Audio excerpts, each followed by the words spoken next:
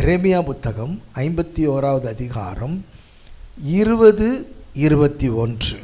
நீ என் சம்மட்டியும் படைக்கருவியும் ஆவாய். நான் உன்னை கொண்டு மக்களினங்களை நொறுக்குவேன். உன்னை கொண்டு அரசுகளை அழித்தொழிப்பேன். உன்னை கொண்டு குதிரையையும் குதிரை வீரனையும் நொறுக்குவேன். உன்னை கொண்டு தேரையும் தேரோட்டியையும் நொறுக்குவேன்.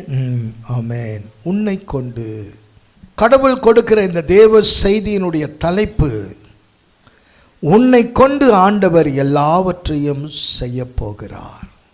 ஆண்டவர் உன்னை கொண்டு செய்ய போகிறார். அதே அதிகாரத்தில் 22-23, உன்னை கொண்டு ஆணையும் பெண்ணையும் நொறுக்குவேன்.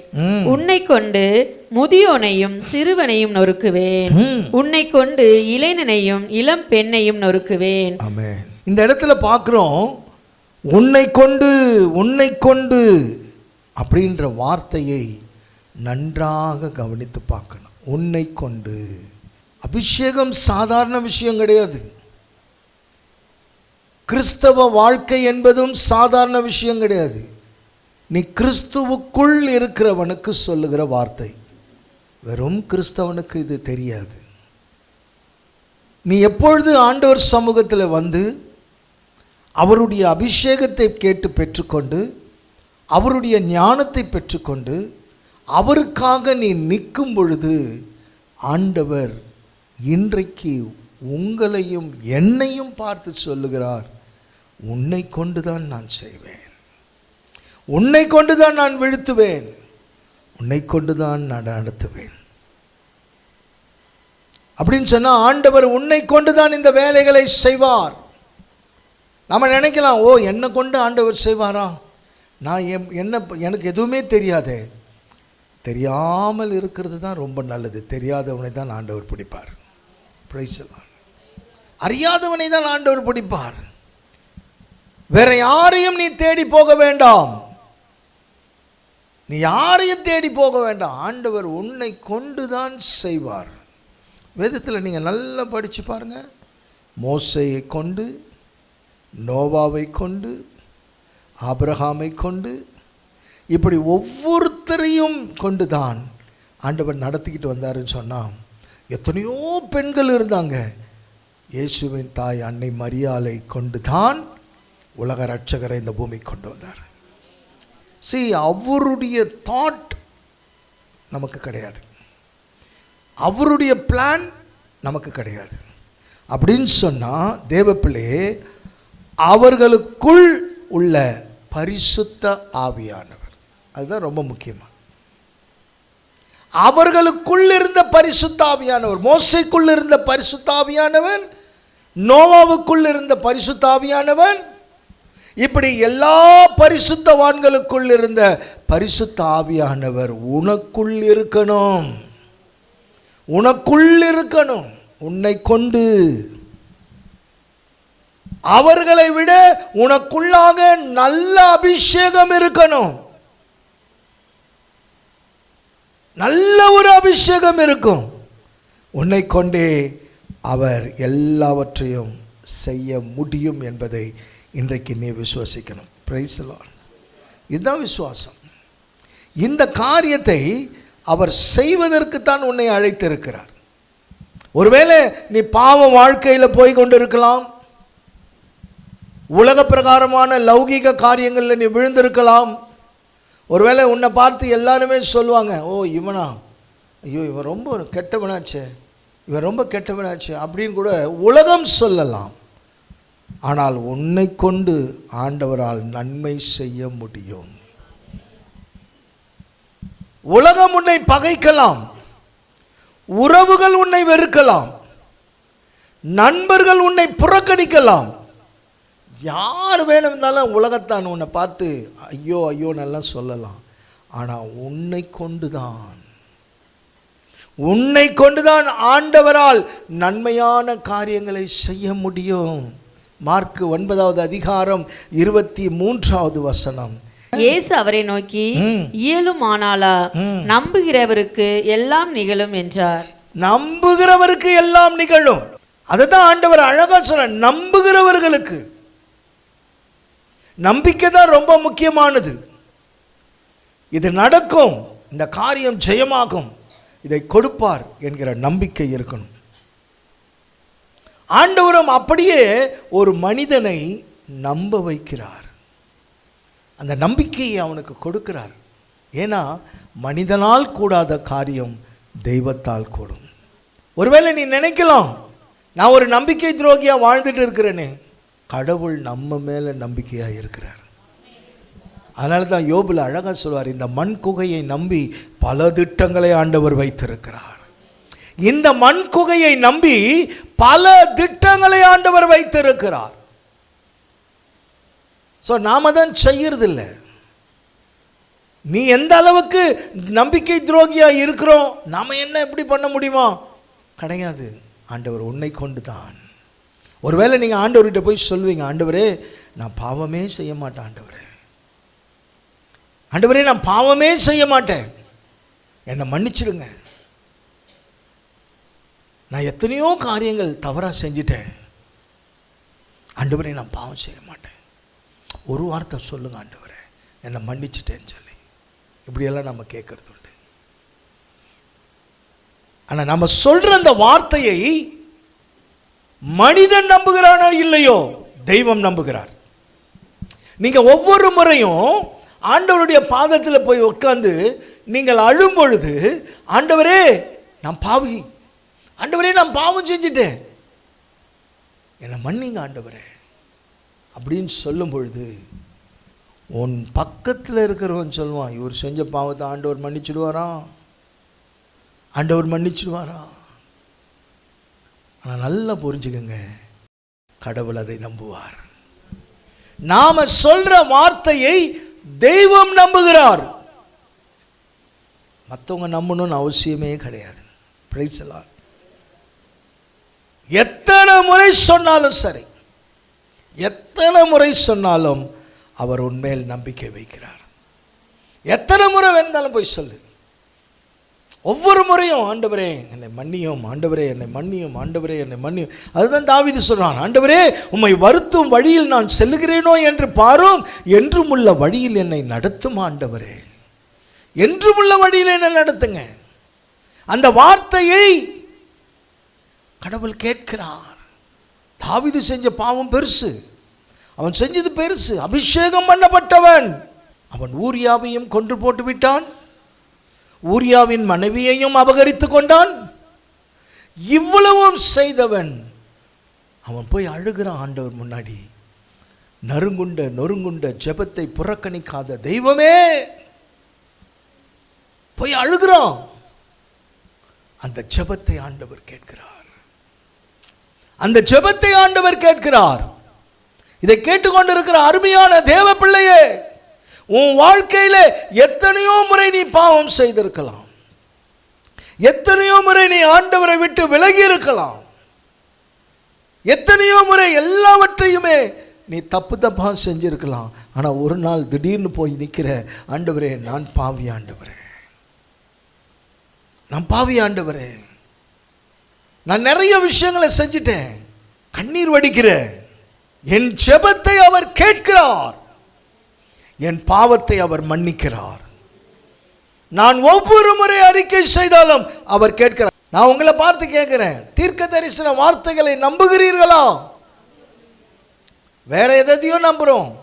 தீர்க்க தரிசன வார்த்தைகள் ஆண்டவர் பேசுகிறாரு, ஒவ்வொரு வார்த்தை, அந்த ஒவ்வொரு வார்த்தை, அதான் நூற்றுவ தலைவனுடைய வாழ்க்கை மிக அழகா இருக்கும். அவன் சொல்ற, ஆண்டவரே ஒரு வார்த்தை, அவன் சொன்ன மொத்த படையும் இறங்கி வரும், இவரை தூக்கிட்டு கூட போக முடியும். ஆமென்.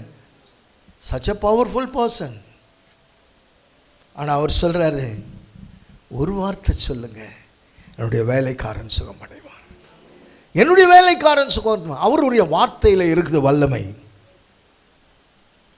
தேவ பிள்ளையே, ஒவ்வொரு முறையும் ஆண்டவர் கொடுத்த வாக்குத்தத்தத்தை நீ விசுவாசிக்கிறாயோ? சிந்திச்சு பாரு. வருஷத்துல நிறைய வாக்குத்தத்தங்கள் நமக்கு தினமும் கொடுக்கிறார் வாக்குத்தத்தம். ஆமென். ஆண்டவர் பேசிட்டே இருக்காரு. அப்ப அந்த வார்த்தையை நான் நம்பணும். ஆண்டவருடைய வாக்குத்தத்தத்தை விசுவாசிக்கணும். சிந்தித்து பாரு, விசுவாசிக்கிறாயா? ஆண்டவருடைய வார்த்தையை விசுவாசிக்கிறாயா? ஆண்டவர் பேசுகிறாரே, ஆண்டவர் கொடுக்கிறாரே, நிறைய சத்தியத்தை உங்களுக்கு கொடுக்கிறாரே, அவர் பேசுகிற வார்த்தையை விசுவாசிக்கிறாயா? அவர் சொன்னால் ஆகும், அவர் கட்டளையிட்டால் நிற்கும். ஆண்டவர் உனக்கு கொடுத்த வெளிப்பாடுகளை நீ விசுவாசிக்கிறாயா? இதுதான் ஆண்டவர் கேட்கிறார். இன்றைக்கு ஆண்டவர் உனக்கு ஒரு வெளிப்பாடுகளை கொடுக்கிறாரு, அதை நீ விசுவாசித்தாயா? நீ விசுவாசித்தால் தேவ மகிமையை நீ காண்பாய். நீ விசுவாசித்தால் ஆண்டவர் உனக்கு கொடுத்த தரிசனங்கள், அதை நீ நம்புறியா? நம்பிக்கை கொள்ளணும். சில நேரத்தில் நாம் என்ன பண்ணுறோம்? அதை புலம்பலாம் பேசுகிறோம். ஆண்டவர் எப்போ என்ன பேசுகிறாரு, என்ன செய்கிறாரு? Price the Lord. ஆண்டவர் உன்னோடு பேசிக்கிட்டே இருப்பார். ஆண்டவர் உனக்கு ஒரு வார்த்தையை சொல்வார். ஆண்டவர் உன்னை கொண்டு போவார்.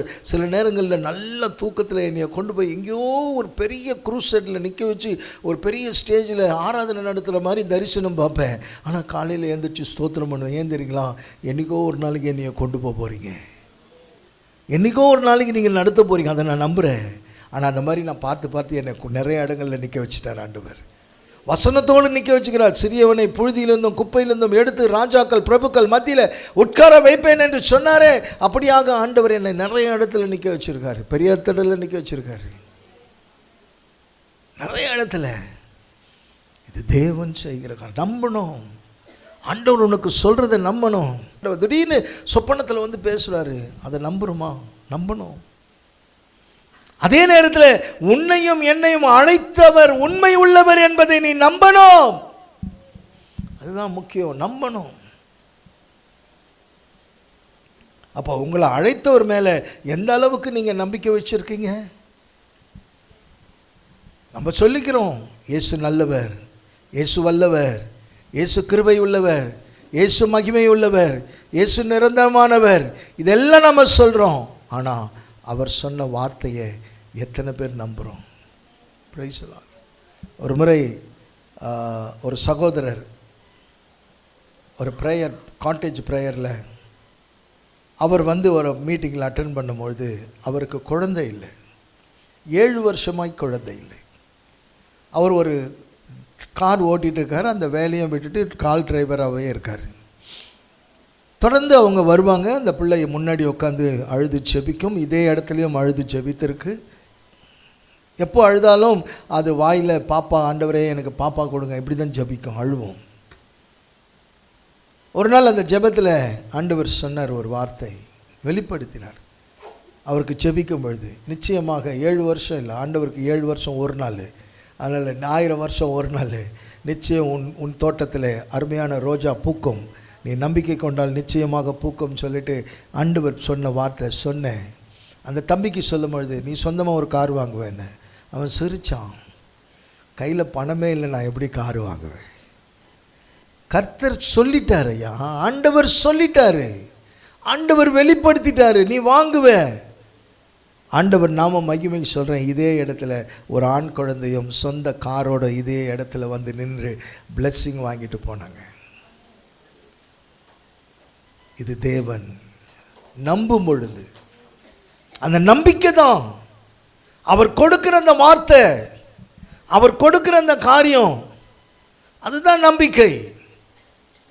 அதன் மேலே ஒரு நம்பிக்கை வைக்கிறது தான் ஆண்டவர் விரும்புகிற ஒரு காரியம். அதே நேரத்தில் உங்களையும் என்னையும் தெரிந்து கொண்டவர் மேலே நாம் நம்பிக்கை வைக்கணும். உன்னை எடுத்து பயன்படுத்துவார்னா பயன்படுத்துவார், நீ காத்திருக்கணும். உன்னை கொண்டு போவார்னா கொண்டு போவார், காத்திருக்கணும். ஏற்ற நேரத்தில் அவர் கொண்டு போவார், ஏற்ற நேரத்தில் உன்னை நடத்துவார். அவர் சொல்கிறாரு, அதை சொல்கிறத செய்யும் பொழுது அவர் உயர்த்துகிறார். அப்போ நான் கேட்குறேன், இன்னைக்கு எவ்வளோ விசுவாசம் இருக்குது? தேவ பிள்ளையே, நாம் இருக்கிறது விசுவாசம் சொல்கிறோம். நல்லா புரிஞ்சுங்க, இந்த விசுவாசம் மகா பரிசுத்தமான விசுவாசமாக மாறணும். Price the Lord. மகா பரிசுத்தமான விசுவாசமா மாறணும். அந்த விசுவாசத்தில் நீ நிற்கணும். சில நேரங்களில் பொதுவான விசுவாசம் இருக்கு, சாதாரண விசுவாசம், பொதுவான ஒரு விசுவாசம் நம்பிக்கை. அதே நேரத்தில் பரிசுத்தமான விசுவாசமும் இருக்கு. இதை நல்லா புரிஞ்சுக்கணும். நம்ம வெறும் விசுவாசத்தை தான் நம்பிட்டு இருக்கிறோம் இல்லையா? விசுவாசம் சொல்லிட்டு பொதுவான விசுவாசமும் இருக்கு, மகா பரிசுத்தமான விசுவாசமும் இருக்கு, அதே நேரத்தில் மகா பரிசுத்தமான விசுவாசமும் இருக்கு. அப்ப இந்த விசுவாசத்தை, இந்த பொதுவான விசுவாசம்னா என்ன அப்படின்னு சொன்னால், மற்றவர்களுக்கு நடக்கிறத நீங்கள் பார்க்குறீங்க பார்த்தீங்களா, அது நம்புறது. மற்றவங்களுக்கு ஒரு சின்ன காரியம் நடக்குது, அதை பார்க்குறோம், அதுதான் சாட்சி சொல்லும்பொழுது. இந்த சாட்சியில் ஒரு காரியத்தை ஆண்டவர் செய்திருக்கிறாருன்னு சொன்னால், அந்த செய்த காரியத்தை கேட்குறீங்க பார்த்தீங்களா, அப்போ நீங்கள் ஓ ஆண்டவர் இவ்வளவு செய்திருக்கிறாரா அப்படின்னு சொல்லி நம்புகிறது தான் பொதுவான விசுவாசம். அதுதான் பொதுவான விசுவாசம். பரிசுத்தமான விசுவாசம் எப்படிப்பட்டதுன்னு சொன்னால், கிறிஸ்துவினிடத்தில், இயேசு கிறிஸ்துவினிடத்தில் அவர் மேலே விசுவாசம் வைப்பது தான் பரிசுத்தமான விசுவாசம். அவர் மேலே நம்பிக்கை வச்சிருக்கிறேன், அவர் செய்வார். அவர் மேலே நம்பிக்கை வச்சுக்கிறேன், அவர் நடத்துவார். அவர் மேலே நம்பிக்கை வச்சிருக்கிறேன், அவர் என்னை கொண்டு போவார். இதுதான் பரிசுத்தமான விசுவாசம். மகா பரிசுத்தமான விசுவாசம் என்றால் ஆண்டவரிடத்தில், யாரிடத்தில்? தந்தையிடத்தில், பெரியவரிடத்தில் நம்பிக்கை வைப்பது மகா பரிசுத்தமான விசுவாசம். அவர் சொல்ல ஆகும், அவர் கட்டளையிட்டால் நிற்கும். அவர் சொல்ல ஆகும், அவர் கட்டளையிட்டால் நிற்கும். யோவான் நற்செய்தி 14வது அதிகாரம் 1 வசனம். மீண்டும் இயேசு, நீங்கள் உள்ளம் கலங்க வேண்டாம், கடவுளிடம் நம்பிக்கை கொள்ளுங்கள். கடவுளிடத்தில் நம்பிக்கை கொள்ளுங்கள், என்னிடமும் நம்பிக்கை கொள்ளுங்கள். என்னிடமும் நம்பிக்கை கொள்ளுங்கள். பாத்தீங்க, ரெண்டு காரியம் சொல்றார். நீங்க தந்தையிடத்திலையும் நம்பிக்கை கொள்ளுங்க, என்கிட்டையும் நம்பிக்கை கொள்ளுங்க. அதுதான் தெய்வம். அப்பதான் ஆண்டவர் உன்னை கொண்டு செய்வாரு. ஆண்டவர் உன்னை கொண்டு செய்கிற காரியம் தான். இதனுடைய அர்த்தம் என்ன தெரியுங்களா? அவரிடத்தில் விசுவாசமாய் இருங்கள், என்னிடத்திலும் விசுவாசமாய் இருங்கள். நீங்க அவர்கிட்டயும் நம்பிக்கையா இருக்கணும், என்கிட்டயும் நம்பிக்கையா இருக்கணும். இதுக்கு சரியான அர்த்தம் இந்த வசனம் அல்ல, சரியான விதத்தில் மொழிபெயர்ப்பும் அல்ல. Price the Lord. சரியான அர்த்தமும் அல்ல, சரியான மொழிபெயர்ப்பும் அல்ல. அதனுடைய சரியான மொழிபெயர்ப்பு என்னவென்றால், ஆண்டவருடைய விசுவாசம் உடையவர்களாய் இருங்கள். முதல்ல அதான் சொல்றார். ஆண்டவரிடத்தில் நீ விசுவாசம் உள்ளவர்களாய் இருங்கள், தந்தையிடத்தில் நீ விசுவாசம் உள்ளவர்களாய் இருங்கள், என்னுடைய விசுவாசம் உடையவர்களாய் இருங்கள். ஆமென்.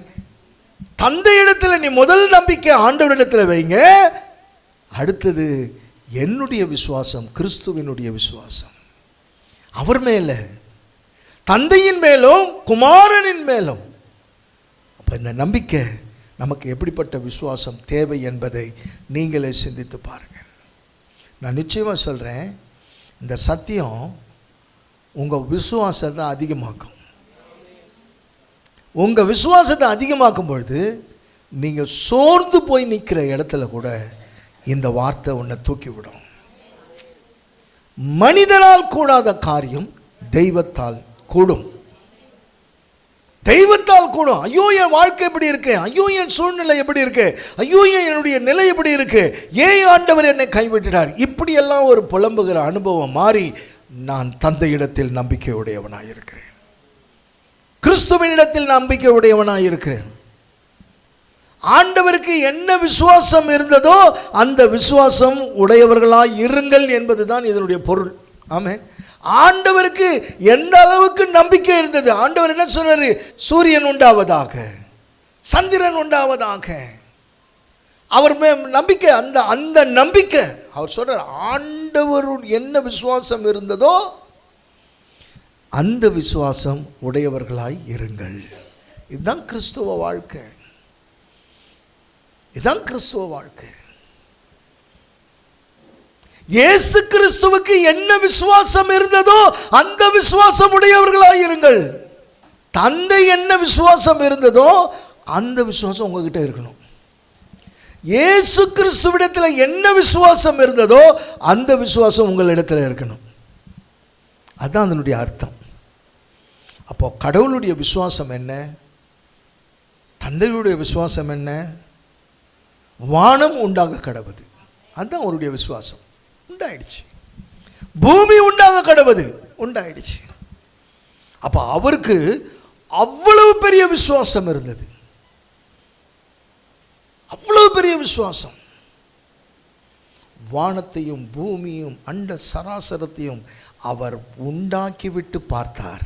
வசனம் அப்படிதான் சொல்லுது. அவர் எல்லாவற்றையும் உண்டாக்கிவிட்டு பார்த்தார் என்று எழுதி இருக்கிறது. அப்படின்னு சொன்னா அவருடைய விசுவாசம்.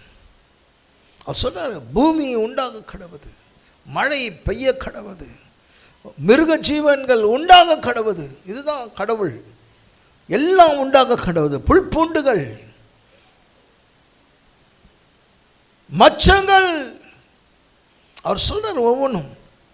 அந்த வார்த்தை சொன்ன உடனே எல்லாமே உண்டானது. அவர் சொன்ன உடனே உண்டானது. அதுதான் கடவுள். அவர் சொன்னார், இயேசு என்ன சொல்றாரு? எழுந்து நட. சுவாசமா சொல்றார், நட. அதுதான் அந்த அளவுக்கு விசுவாசம். இதுதான் தேவனுடைய விசுவாசம். தந்தையினுடைய விசுவாசம் இதுதான். அப்ப இயேசு கிறிஸ்துவினுடைய விசுவாசம் என்ன? இயேசு கிறிஸ்துவினுடைய விசுவாசம் என்ன? லாசருவே வெளியே வா, லாசருவே வெளியே வா. அந்த அளவுக்கு உன் விசுவாசம் இருக்கணும். இதுதான் பிதாவினுடைய விசுவாசத்தை அறிக்கை செய்கிற.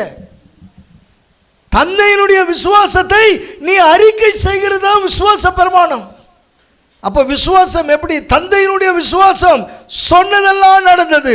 அப்ப இயேசு கிறிஸ்துவினுடைய விசுவாசம், லாசருவே வெளியே வா, சொன்ன உடனே வெளியே வந்துட்டார்.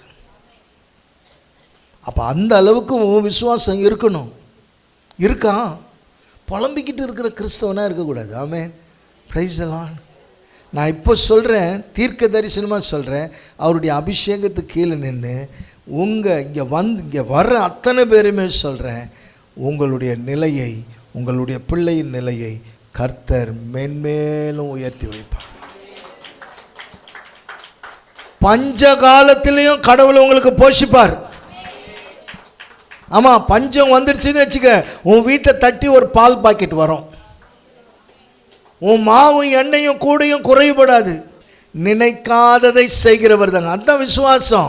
லாசருவே வெளியே வா. அப்படிப்பட்ட விசுவாசம் இருக்கணும். ஏன்னு சொன்னால், விசுவாசிக்கிறவனுக்கு எல்லாம் கூடும். கூடுமே, எல்லாம் கூடுமே, உம்மாலே எல்லாம் கூடும். கூடாதது ஒன்றுமில்லை, உம்மால் கூடாதது ஒன்றுமில்லை. சொல்லுங்க சொல்லுங்க, கூடுமே, எல்லாம் கூடுமே, உம்மாலே எல்லாம் கூடும். கூடாதது ஒன்றுமில்லை, எல்லாம் கூடாதது ஒன்றுமில்லை. Praise the Lord. Hallelujah, hallelujah. இப்ப எலியா சொல்றார் பாருங்க, அவருடைய விசுவாசம். எலியா என்ன சொல்றாரு? அவருடைய விசுவாசம் என்னுடைய வாக்கின்படி அன்றி, அவருடைய விசுவாசம் என்னுடைய வாக்கின்படி அன்றி பனியோ மழையோ பெய்யாது. எப்படிங்க?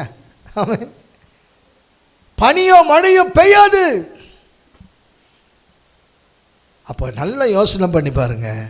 மறுபடியும் உன் உதட்டிலிருந்து வார்த்தை வராமல் மழையோ பனியோ பெய்யாது. எலியா சொன்னார் இல்லையா, 3 வருஷம் 6 மாசம் இந்த தேசத்தில் மழையே பெய்யாது. யார் வாயிலிருந்து வந்த வார்த்தை? Price the Lord. உன் வாயிலிருந்து வராமல் நடக்காது. அப்ப நீ சொல்லணும், விசுவாசமாய் நீ அறிக்கை செய்யணும். நீ யாரு வேணும்னாலும் ஜெபம் பண்ணி பாருங்க. நான் அறிக்கை செய்யணும். ஆண்டவரே செய்யுங்க. Price the Lord. நான் சொல்லணும், என் வாயிலிருந்து தான் வார்த்தை வரணும். அதுதான் அவர் சொல்றாரு, என்னுடைய வாக்கின்படி அன்றி பனியோ மழையோ பெய்யாது. ஆனால் மறுபடியும் என் உதட்டிலிருந்து வார்த்தை வராமல் மழையோ பனியோ பெய்யாது. அப்போ நான் சொல்லணும். அப்போ இதை நாம் எப்படி இருக்கணும்? பயிற்சி செய்யணும். ஆமென். ப்ராக்டிஸ். அறிக்கை செய்யணும். வாயில் நெகட்டிவ் வார்த்தையே வரக்கூடாது, அவ்விசுவாசமான வார்த்தையே வரக்கூடாது. ஆமென். இங்கே 2 பேர் இருக்கிறீங்க, 3 பேர் இருக்கிறீங்கனாக்கா, ஐயோ நாங்களும் வீடு வாங்கணும்னு ஆசைப்படுறோம், நிச்சயமாக இந்த வருஷம் வாங்குவேன். அப்போ வாயின் வார்த்தைங்க நடக்கும். அப்போ என்ன பண்ணும்? உங்களுக்குள்ளே இருக்கிற வரங்களை அனல் மூட்டணும். ஆண்டவர் உங்களுக்கு கொடுத்துருக்கிற வரங்களை அனல் மூட்டணும். அனல் மூட்டி விசுவாச அறிக்கை செஞ்சுக்கிட்டே இருக்கணும். ஆண்டவரே அவர்களை ஆசீர்வதி, ஆண்டவரே அவர்களை பழுகி பெருக செய்யும், ஆண்டவரே அந்த காரியத்தை உயர்த்தும், ஆண்டவரே நீங்கள் செய்யணும். இந்த வார்த்தை தான் பயிற்சி. இதை அனல் மூட்டி செய்யணும்.